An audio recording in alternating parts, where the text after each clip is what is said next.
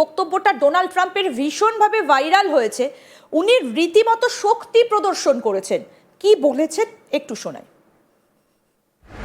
Sir, on Iran, the Supreme Leader today said that U.S. attack could spark a regional war. Giving you response to that? Why wouldn't he say that? Of course you're going to say that, but we have the biggest, most powerful ships in the world over there, very close, a couple of days, and hopefully we'll make a deal. If we don't make a deal, then we'll find out whether or not he was right. Sir, on Iran, the Supreme Leader today said that U.S. attack could spark a regional war. Giving you response to that? Why wouldn't he say that? Of course you're going to say that, but we have the biggest, most powerful ships in the world over there, very close, a couple of days, and hopefully we'll make a deal. If we don't make a deal, then we'll find out whether or not he was right. একদম sir, আপনি শুনলেন যে মানে রীতিমতো মানে অহংকারের সঙ্গে তিনি বলছেন সব থেকে শক্তিশালী যুদ্ধ জাহাজ আমাদের কাছে আছে। আমি এই কারণেই বক্তব্যটা শোনালাম যে ডোনাল্ড ট্রাম্প কি কোথাও গিয়ে খেই পাচ্ছেন না, তিনি কি খেই হারিয়ে ফেলছেন। সেই কারণেই কি কখনো বাংলাদেশ, কখনো ইরান, কখনো ভেনেজুয়েলা, কখনো কানাডা, মানে এই কারণে কি এই কাজগুলো তিনি করে যাচ্ছেন? ওনার একটা ইগো, সেলফ ইগো অনেক আছে। আর এটা যে আগে আমি বললাম যে কি ওবামার সঙ্গে নিজেকে কম্পেয়ার করছে, কি ওবামা যদি এগুলো করতে পারে তো আমি ওদি বেটার করতে পারি। কিন্তু বেটার করবার জন্য ওকে একটা স্টেটসম্যান হতে হবে। বেসিক্যালি ট্রাম্প একটা বিজনেসম্যান আছে, ও কি জানে না কেমনি করে ইন্টারন্যাশনাল ডিলিং করতে হয়। ও একটুখানি রাফ হচ্ছে, কথা বলতে একটু ডিপ্লোম্যাটিক নেই। তো এটা শুধু দেখাতে চায় কি ভাই আমি অনেক পাওয়ারফুল কান্ট্রি আছি, I am the president of the most powerful country. তো এটা বলে তো কেউ ভয় খাবে না, যে পাওয়ার আছে ও নিজের পাওয়ার জানে, রিজনাল পাওয়ার আর অলসো পাওয়ার। তো ইরান তো জানে কেউ কিছু করতে পারবে না, করলে ওদের নিজের ড্যামেজ হবে। ইরান তো এমনিও বলেছে কি আমি যদি ওরা অ্যাটাক করে তো আমরা ওদের এয়ারক্রাফট ক্যারিয়ারকেই ডুবিয়ে দেবো মিসাইল দিয়ে, নিজের মিসাইল দিয়ে। তো এটা তো অনেক বড় লস অফ ফেস হয়ে যাবে ইউএসএ। তো ইউএসএ কে এগুলো সব ভাবতে হবে বিফোর যদি ফুল ফ্লেজেড একটা ওয়ার করতে চায়। তো তাহলে কি স্যার কোথাও গিয়ে আপনার মনে হয় যে আমেরিকার সামনে থেকে নিজে না এসে আমরা সেই আগস্ট সেপ্টেম্বর মাসে যে সিনারিওটা দেখেছিলাম যে ইসরায়েল সরাসরি ইরানের ওপর হামলা চালিয়ে দিল, আবার কি ইসরায়েলকে এগিয়ে দিতে পারে? হতে পারে। ইসরায়েল তো সবসময় ফুল সাপোর্ট আছে, কারণ ইসরায়েল সার্ভাইভই করছে ইউএসএ এর কারণে ওখানে। তো যদি ইউএসএ আর ইসরায়েলের মধ্যে কোনো ট্যাকটিক হয় কি আমি পুরো প্রেশার দিচ্ছি বাইরে থেকে and you go head and attack, হতে পারে এটা ট্যাকটিক্স হতে পারে ওদের মধ্যে। আর এটাই না, ইসরায়েলই কেন, যেমনি ওদের বেস আছে সৌদি আরেবিয়াতে, ইউএইতে, কাটারে আছে, এগুলোতে সবগুলোতে কোথাও থেকে সারপ্রাইজ অ্যাটাক হতে পারে। বাট ইরান সবসময় বলেছে আমরা সব দিক থেকে প্রিপেয়ার্ড আছি, not only from the ocean side, from the land side also. তো ওরাও মনিটর করছে, এমনি নাকি ইরান মনিটর করছে না ওদের মুভমেন্ট, যেমনি ইউএসএ ওদের মুভমেন্টটা মনিটর করছে অমনি ওরাও করছে। তো ওরাও নিশ্চয়ই প্রিপেয়ার্ড আছে, টার্গেট ওরাও নিশ্চয়ই সিলেক্ট করেছে, আর মিসাইল রেডি হবে কি with the just press of A button, যেমনি অ্যাটাক হবে ওরাও ওটাকে বাটন প্রেস করবে। কিন্তু ভারত তাহলে কি করবে স্যার? এই জায়গাটা আমি একটু ভারতের প্রসঙ্গে আসতে চাই যে ভারত তাহলে কি করবে। কারণ একদিকে ইরানের সঙ্গে ভারতের ভালো সম্পর্ক, সুসম্পর্ক, ইরান থেকে তেল আসে ভারতের স্ট্রেট অফ হরমুজ হয়ে, আরব সাগর হয়ে গুজরাট উপকূল দিয়ে ভারতের তেল ঢোকে। আবার অন্যদিকে ইসরায়েলের সঙ্গে ভারতের দারুণ সম্পর্ক, বিশেষ করে অপারেশন সিন্দুরে আমরা দেখেছিলাম যে এয়ার ডিফেন্স সিস্টেম ইসরায়েলের থেকে আনা, সেগুলো কিন্তু অনেক ভালো কার্যকরী ছিল। তাহলে ইরান এবং ইসরায়েলের মধ্যে যদি আবার সামনাসামনি যুদ্ধ হয়, ভারত তাহলে কি করবে? গতবারও যখন আমাদের অপারেশন সিন্দুর হয়েছিল তো S-400টা এয়ার ডিফেন্সটা আমাদের ইউজ হয়েছিল ম্যাক্সিমাম, যেটাকে রাশিয়া প্রোভাইড করেছিল।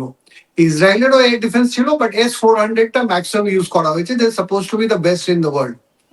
নাও এদের যদি হয়, ইন্ডিয়া সবসময় একটা ব্যালেন্স, নিজের ফরেন পলিসিতে একটা ব্যালেন্স রেখেছে, সবারই কারো আগেনস্টে বলে না আর সবারই সঙ্গে বন্ধুত্ব রাখতে চায়। তো দ্যাটস ওয়াই ইন্ডিয়ার এম হচ্ছে একটা বিশ্বগুরু হওয়ার জন্য, কি আমরা বিশ্বগুরু হচ্ছি, সবাই সঙ্গে ভালো সম্বন্ধ রাখবো। তো এটাই ইরানের সঙ্গে আমরা অয়েল ইম্পোর্ট করা একটু আন্ডার ইউএসএ প্রেসার বন্ধ করে দিয়েছি। এখন আপাতত আমরা কোনো ইম্পোর্ট করছি না, আমরা রাশিয়া থেকেই করছি ম্যাক্সিমাম অ্যান্ড আদার কান্ট্রিজ থেকে। বাট যদি অ্যাটাক হলে ইন্ডিয়া কোনো সাইড নেবে না, দুজনকেই বলবে টু কাম ডাউন। তো যেমনি রাশিয়া ইউক্রেন ওয়ার হয়ে গেল, তো আমরা দুজনকেই বলছি, যে রাশিয়া আমাদের অনেক ফ্রেন্ডলি কান্ট্রি আছে, বাট মোদি আমাদের বলেছেন কি ভাই this is not the time of war, এই সময় লড়াই করে হবে না, এটা আমাদের কথাবার্তাতেই সবকিছু সেটেল করতে হবে। তো আমরা একটা পিস লাভিং কান্ট্রি আছি, তো পিস লাভিং কান্ট্রি হওয়ার জন্য আমরা দু সাইডকেই বলবো টু গো ব্যাক। I'm আমি just আমি talking এখানে to you. একটু দুটো জিনিস আপনার কাছ থেকে ক্লিয়ার হতে চাইবো। দীর্ঘদিনের অভিজ্ঞতা স্যার আপনার, বিভিন্ন সময় এয়ার স্ট্রাইক হয়তো আপনি খুব কাছ থেকে দেখেছেন, সেই অভিজ্ঞতাটা আপনার রয়েছে যে যদি আমেরিকা এয়ার স্ট্রাইক চালায় ইরানের ওপর, তাহলে ইরানের পক্ষে কারা কারা দাঁড়াচ্ছে এবং আমেরিকাকে এবার তাহলে মজা কারা কারা দেখাবে? প্রথমে তো এটা আমার পার্সোনাল আন্ডারস্ট্যান্ডিং কি ইউএসএ অ্যাটাক করবে না, আর আচ্ছা। যদি বা অ্যাটাক করুক তো ওর পিছনে কেউ দাঁড়াবে না, কারণ কি রাশিয়া নিজেই ইনভলভ আছে ইউক্রেন ওয়ারে, আর চায়না চায় না কি ওর ইকোনমিক দিসিং যে রাইসটা হচ্ছে, পাওয়ারটা হচ্ছে, ওটা কোথাও যাক। কারণ কি চায়না নিজেই তাইওয়ানের পিছনে পড়ে আছে, তো ও চাইবে না কি আমি ইরানকে ব্যাক করি যাতে কি ওর তাইওয়ানে কোনো প্রবলেম হোক। রাশিয়া চাইবে না কারণ কি ওর ইউক্রেন ওয়ারে চলছে ওর কথা। তো কেউ আসবে না ইরানের দেশে। ইরান জানে কি ওকে নিজেই সবকিছু করতে হবে, এই জন্য ওরা ব্যাকআউট করছে না, বলে কি আমরা আছি। ইনফ্যাক্ট সুপ্রিম লিডার তো বলেছে কি আমরা মরে যাব ওয়ারে, কিন্তু আমরা কখনো সারেন্ডার করবো না আর কখনো নেগোসিয়েটিং টেবিলে যাব না উইথ গান অন আওয়ার হেড। মানে বন্দুকটা যদি আমাদের মাথায় লাগানো হচ্ছে তা আমরা যাব না যতক্ষণ বন্দুকটা সরানো যাবে না। পিসফুল থাকলেই আমরা নেগোসিয়েট করবো, না তো নেগোসিয়েট করবো না। আমেরিকার পক্ষে কারা থাকবে? ইউরোপের অবস্থান এখন কি? আমি একটু আপনার কাছ থেকে জানতে চাই যে ইউরোপ তো আমেরিকার সব থেকে বড় অ্যালাই, সেটা আমরা দেখেছি, অনেক আগেও দেখেছি, বহুবার দেখেছি, কিন্তু কোথাও গিয়ে ইউরোপও যেন এখন একটু আমেরিকার নির্দেশনামা থেকে সরে আসছে। কারণ আপনি নিশ্চয়ই জানেন যে যখন রাশিয়া ইউক্রেনের যুদ্ধটা শুরু হয়েছিল, ইউরোপের আকাশসীমা বেশ কিছুদিন ধরে রাশিয়ার জন্য বন্ধ রাখার একটা নির্দেশ এসেছিল এবং ইউরোপের বেশ কয়েকটা কান্ট্রি কিন্তু সেটা করেও ছিল। আজকের দিনে দাঁড়িয়ে যদি রাশিয়া ইউএসএ সঙ্গে সেই আবার তার সেই পুরনো রাগটা তুলতে চায় ইরানকে কেন্দ্র করে, ইউরোপ কি আমেরিকার সঙ্গে থাকবে? আপাতত সিচুয়েশনটা পুরো চেঞ্জ হয়ে গেছে, কেন কি ট্রাম্প নিজের যে বন্ধু অ্যালেস গুলো আছে ওদের সঙ্গে অনেক রিলেশনটা খারাপ করে দিয়েছে, আর ইউরোপের নিজেই ইকোনমিক কন্ডিশনটা অনেক খারাপ। ওরা আফটার যে কোভিড হয়েছিল ওর পর থেকে ওদের ইকোনমিটা রিকভারি করেনি, ওদের ইনফ্লেশনটা অনেক হাই আছে, আর গ্রোথ জিডিপি গ্রোথটাও নাই। তো ইকোনমি যদি না থাকে তো ওরা মিলিটারি পাওয়ারটাও কমে যায়। এর প্রাইম এক্সাম্পল হচ্ছে আমাদের আগে যখন ইউএসএসআর ছিল, ওরা মিলিটারি পাওয়ার ছিল কিন্তু ইকোনমিক পাওয়ার ছিল না, এই কারণে ইউএসএসআরটা ব্রেক করে গেল। আর রাশিয়াও একটা মিলিটারি পাওয়ার আছে, ইকোনমিক পাওয়ার নেই। এই ভুলটা চায়না করতে চায় না, এই জন্য ও নিজের ইকোনমিক পাওয়ারটা বাড়াচ্ছে আর ওর সঙ্গে সঙ্গে ও মিলিটারি পাওয়ারটা বাড়াচ্ছে।